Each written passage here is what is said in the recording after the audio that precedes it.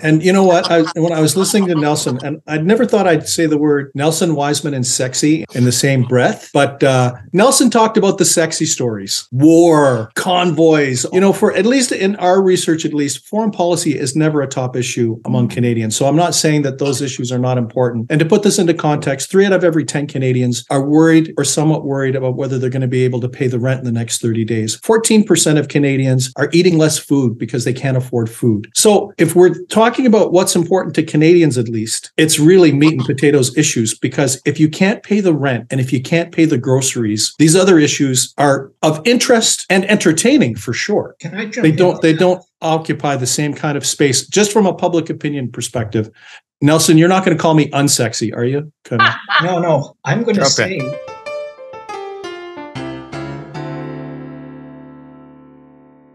The curtain will soon fall on 2022, a year that started with so much optimism after 2 years of COVID restrictions, mandates, and lockdowns. And instead of a rebound to normal, many other issues have risen to prominence during the year. On Unpublished TV today, we look back at some of those big events of 2022 and where they may lead us in 2023. Our Unpublished.vote question is, what do you feel is the biggest story in Canada for 2022? Your options, the Freedom Convoy and use of the Emergencies Act, the Liberal NDP Cooperation Pact, Pierre Poilievre winning the Conservative leadership race, Russia's invasion of Ukraine, or the healthcare crisis in Canadian hospitals. You can log on and vote right now at Unpublished.vote.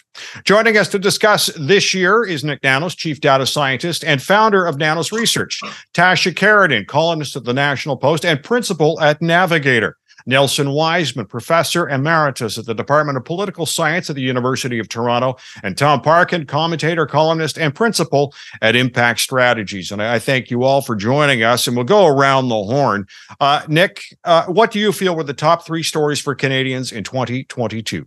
Well, I would put the selection of Pierre Poilievre as the leader of the Conservatives at the top of the list, because it was a game changer for the Conservatives. It sets the tone for the future showdown between the Liberals and the Conservatives.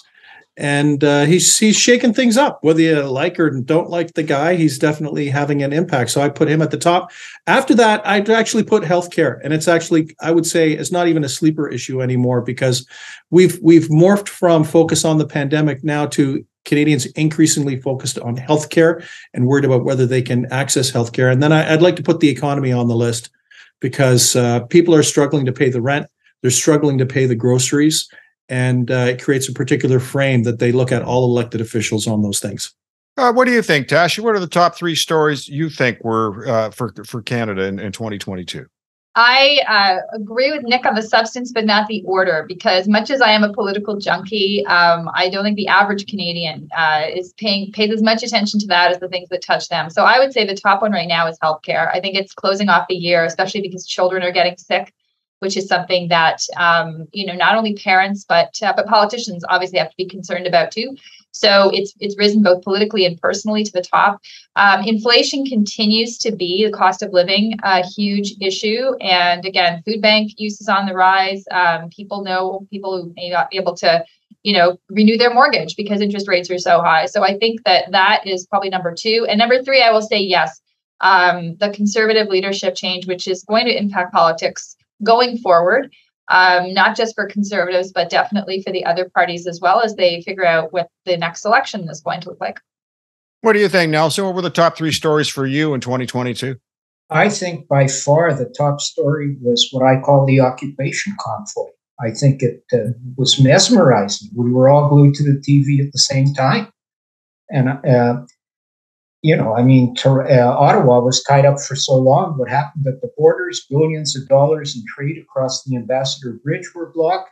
Now, I don't want to downplay the healthcare and the economy, but those are perpetual issues. I think they show up every year. I expect healthcare will become an even bigger issue in 2023 as we get focused on the negotiations between the feds and the provinces. The second biggest story, I would say, was the Russian invasion of Ukraine.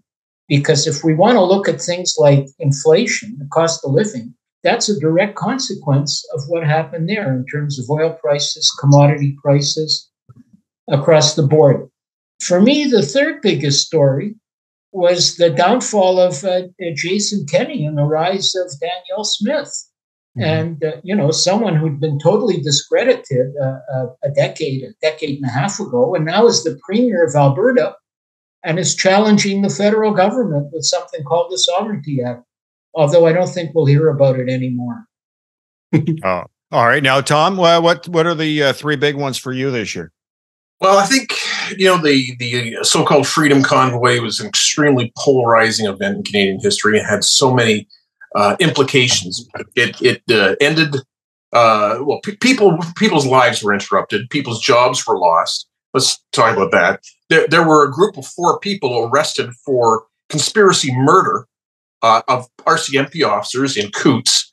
The leader of the Conservative Party was offed amidst the whole thing and launched the potential, gave a lot of the basis for the eventual win of Pierre Poilievre. The inquiry that we saw that showed how poorly a lot of our municipal and police forces were managing it. The allegations that Doug Ford sat on the sidelines intentionally to try and make Justin Trudeau wear it. And really an unclear conclusion about whether it was statutorily met the statutory requirement, Mr. Trudeau. But the Canadian people didn't seem to care about that so much. They polling shows that overwhelmingly they thought that he did the right thing to clean up the mess. That's, to me, the number one political story, caused huge fractions all over the place. The second huge political story is for me healthcare, and there's a couple of ways that it's working its way out.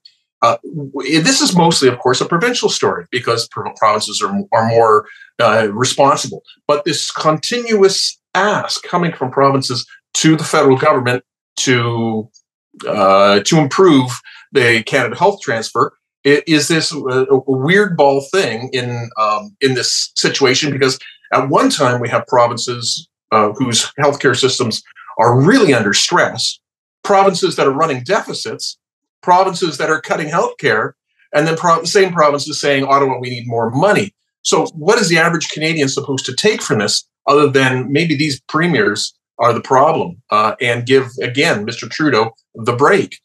The third story, I think, Norman really hits it on the head about the issue of the war and how that increased gas prices worked its way into everything, inflaming costs and the frustration of everyday life that a lot of people are seeing, and the result that we see in our communities. Nick, you brought up the economy or threw that one in, and that's fine. We have skyrocketing prices for pretty well everything that's eating into our savings. Affordability has now engulfed all of our spending considerations. Do you expect this to drag long into 2023? I think so. And you know what? When I was listening to Nelson, and I'd never thought I'd say the word Nelson, Wiseman, and sexy in the same breath, but Nelson talked about the sexy stories, right? War, convoys, all that kind of stuff. For at least in our research, foreign policy is never a top issue among Canadians. So I'm not saying that those issues are not important, but I'm just talking, I can only speak to what Canadians believe are important and the stories that are important to them. And to put this into context, 3 out of every 10 Canadians are worried or somewhat worried about whether they're going to be able to pay the rent in the next 30 days. 14% of Canadians are eating less food because they can't afford food. So yes, do they care about the convoy protest and the disruption in Ottawa? For sure. Are they worried about what Ukraine means for global security and stability and what it might mean? But if we're talking about what's important to Canadians, at least, it's really meat and potatoes issues, because if you can't pay the rent and if you can't pay the groceries, these other issues are of interest and entertaining for sure. But they don't occupy the same kind of space, just from a public opinion perspective. Nelson, you're not going to call me unsexy, are you? No. I'm going to say your numbers are spot on. There's no problem. My question as a social scientist is how different were they from last year? You see, I think last year people talked about healthcare. Last year, a lot of people said they had a hard time meeting the rent. The reason I identified Ukraine you're a student of public opinion today, and I think that's terrific. But I'm looking at what is driving public opinion to be about the cost of living. Yes. So I have to take that broader scope. And I related, as Tom said, look, those gas prices went up. Why did they go up? War in Ukraine. So, okay, that's a sexy story. That catches my attention because I think that's what drives politics. Yeah, I would say that. What do you think, Nick? No, I'm gonna say Nelson's right because he's always right. But my point is that it's kind of like we'd always talk, and Tasha and I have talked about this before. What makes for good public policy doesn't always make for good politics. So what Nelson is talking about are the issues that we need to talk about that are the underlying factors that drive a lot of the things that people are worried about today. What I'm talking about is kind of what's top of mind among Canadians. Now, the thing is, Nelson, we do know that during the pandemic, Canadians reported that the state of their personal finances was better than it ever had been, especially when the stimulus was going out. So, the thing is, we're going into a period now where the pandemic looked like a pretty good time for a lot of average Canadians because of the support that they received from the federal government, which they're no longer getting. Now we're in a bit of we're back to the olden days where, we're dealing with a potential recession and downturn and other stuff. If I could jump in for a sec, I think actually it's interesting because all the issues we're talking about are related. I agree with Nelson that the underlying causes, such as the war in Ukraine, are driving some of the affordability issues we're seeing.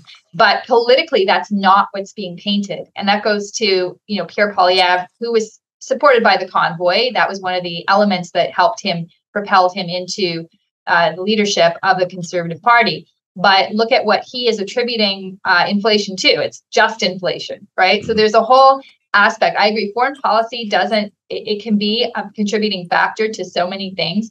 But because it is not a sexy, let's say that word again, issue for voters, politicians rarely point to it as the cause of people's malaise, whereas domestic policy, rightly or wrongly, is being fingered for that. And I will say, while healthcare was an issue during the pandemic, because the shift is now onto children, I think, no disrespect to older Canadians, it's become more of a live issue. Education was a huge issue for parents during the pandemic because their kids were out of school and underfoot. Now, again, parents are up in arms because they are waiting, 14 hours at CHEO to have their child seen when they're ill. So, they're a very vocal group and politicians pay attention to them. It's a family vote. So I think that is going to be driving a lot of what we see in 2023 going forward. Yeah, I think, Ed, the points we made that, healthcare and the economy are always leading issues. Well, because that's what's most important in our lives. If you can't get a job, if you can't make a decent life for yourself and an income, if you don't have some level of social security and good health, well, life isn't very pleasant, is it? So that's a constant. Then the worrying thing, I think, over the last, but certainly over this year, is that both of them got worse. It seems like this, pandemic. Not only is it not really going away, it's morphing, but the management of it really doesn't get any better. And we went from a place where, largely because of the war, because of oil prices, we had inflation. Now we're going to have recession. So, people are battening down. We've already taken collectively a huge wage cut across this province, across this country. And now we're going to pay for it with higher interest rates, driving a recession. So that's going to be a tough part of 2023 is for the politicians to try and come out with something that makes any sense about a strategy to get the economy back into growth mode and start recovering some of the wage losses that we suffered in 2022. And, with all respect to Pierre Poilievre's nonsense about just inflation, and I'm no Justin Trudeau fan, but gosh, he didn't cause the inflation. This is a global phenomenon. He has some responsibilities to address it, as premiers can as well. But that kind of nonsense is just nonsense, and it gets in the way of us solving our problems. So I wish all the leaders who want to be leaders a lot of good luck next year.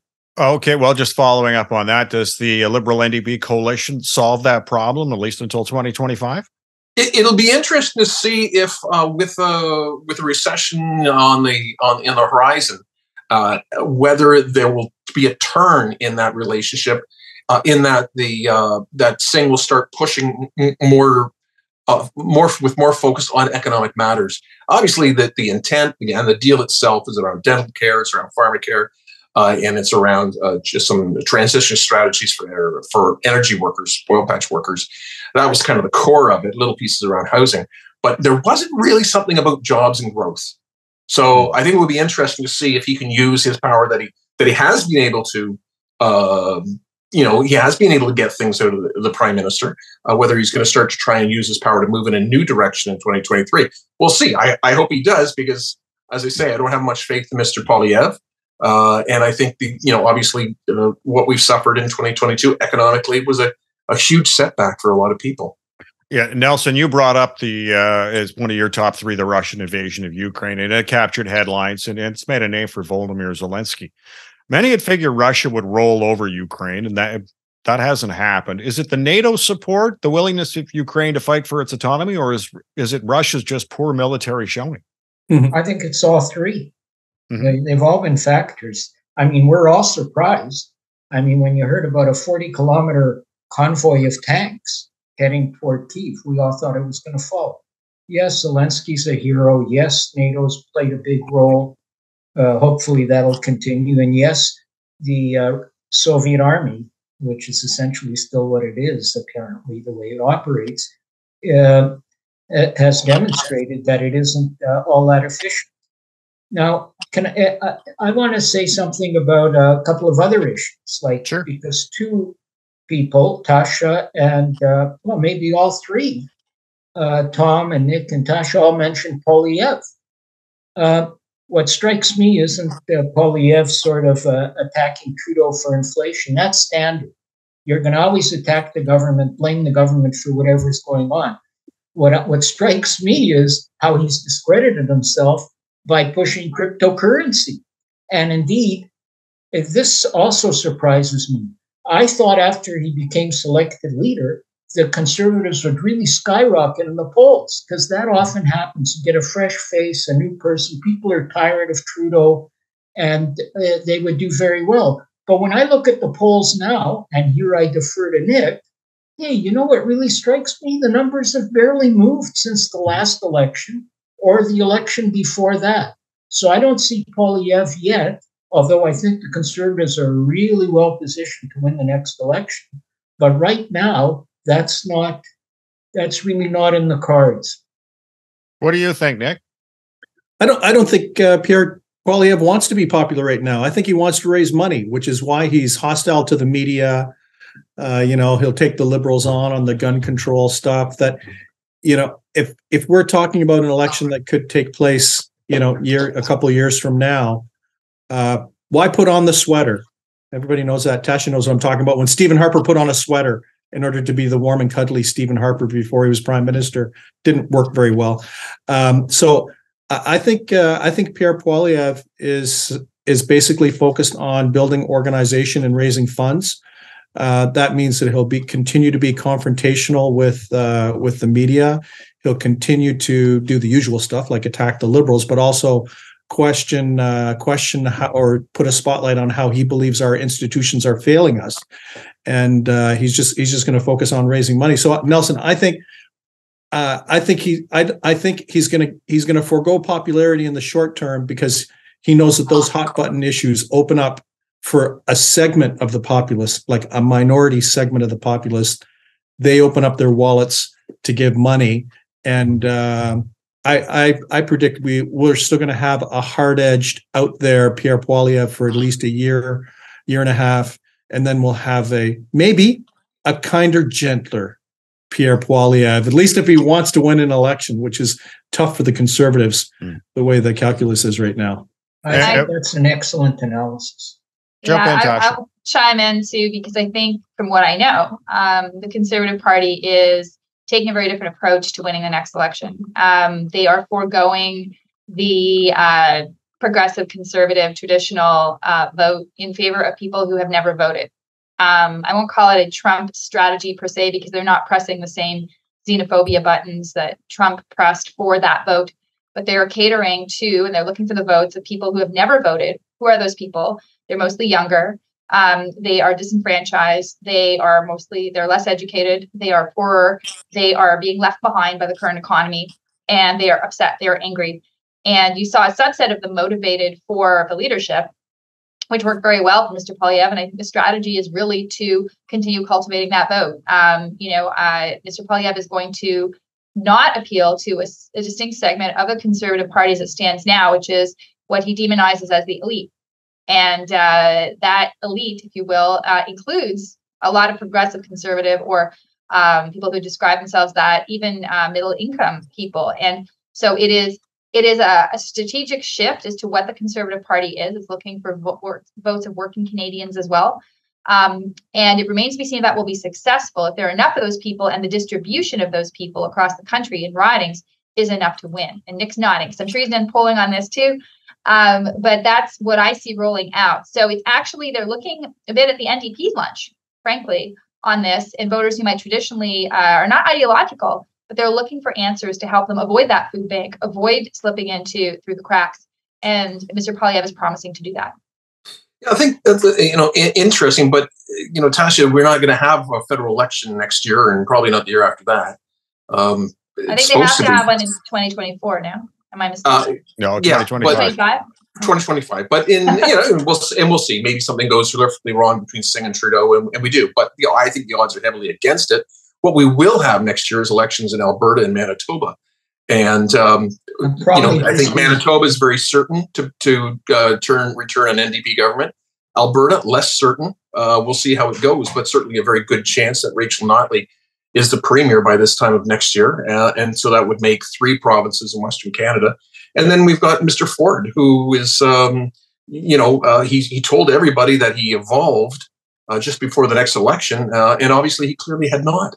He got elected and he started reducing democratic rights. He used notwithstanding clause. He tried to cut the wages of workers. I mean, the whole Greenbelt thing and the incredible amount of money that some people who happened to be his buddies and his donors made off this deal. I mean, it's really souring the opinion. We saw in Nick, a competitor's polling, year-end polling that showed that he dropped 11 points. His personal popularity dropped 11 points since just June.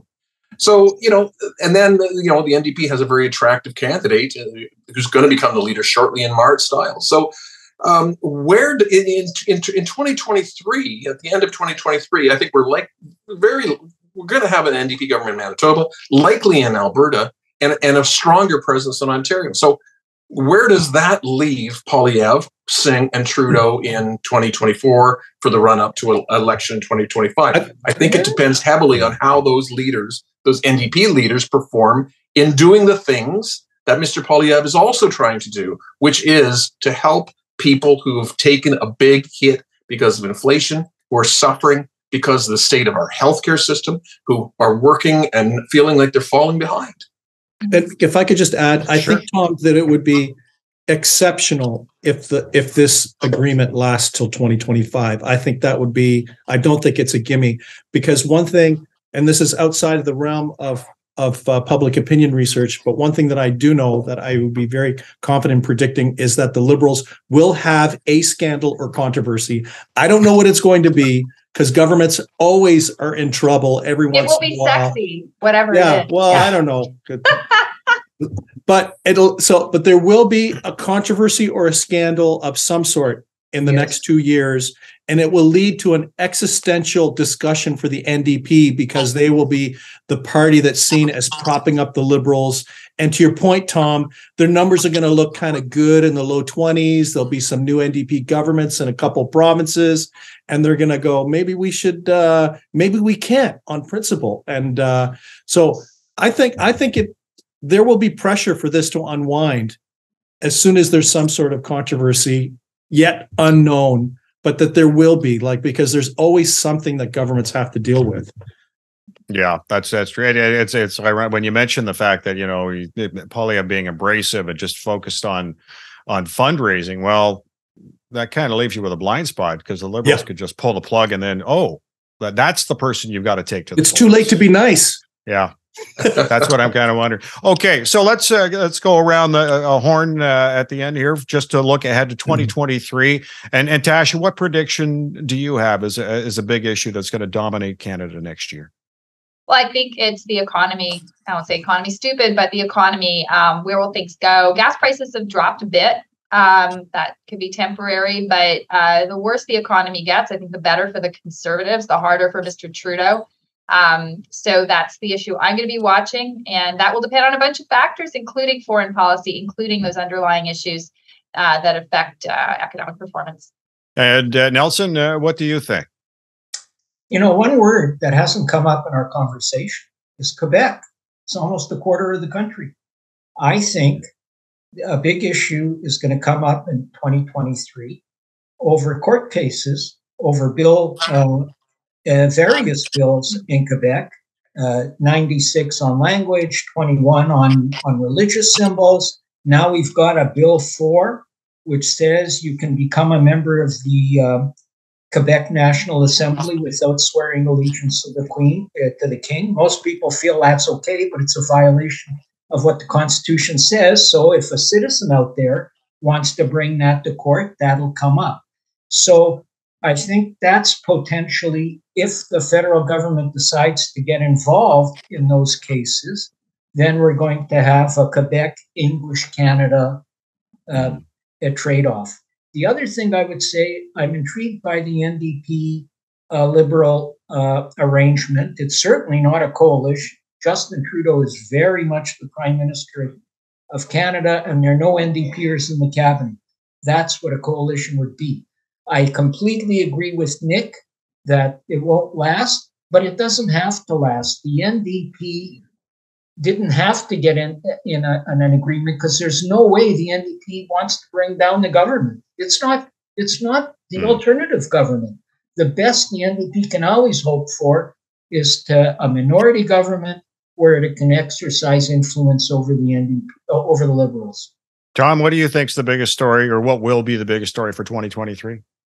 I think it will continue to be the economy and healthcare, trying to resolve those, and again pointing towards provinces heavily, because so many of these issues are within provincial jurisdictions. Certainly healthcare, and again, my feeling that these are perennially the most important issues, and they've gotten worse. People feel that the economy has gotten worse and that our healthcare system has gotten worse in 2022. So combine that with some unpopular governments coming up for election, and some changes that will affect the discourse in this country around federalism.